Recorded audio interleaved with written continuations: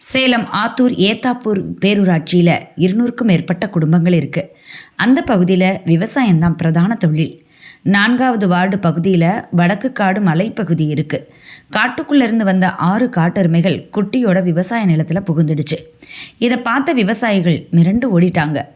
விவசாய நிலத்தில் புகுந்த காட்டெருமைகள் துள்ளி குதிச்சு ஜாலியாக விளையாடிச்சு. அங்கே இருந்த பயிர்களை ரசித்து ருசித்து நாசம் பண்ணிடுச்சு.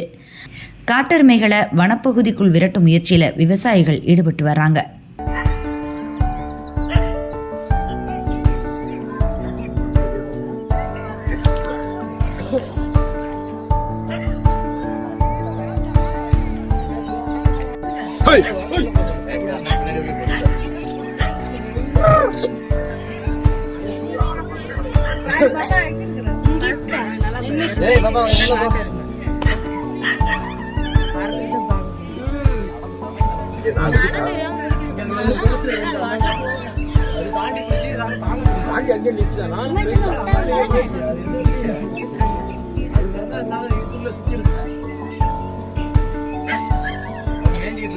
அதே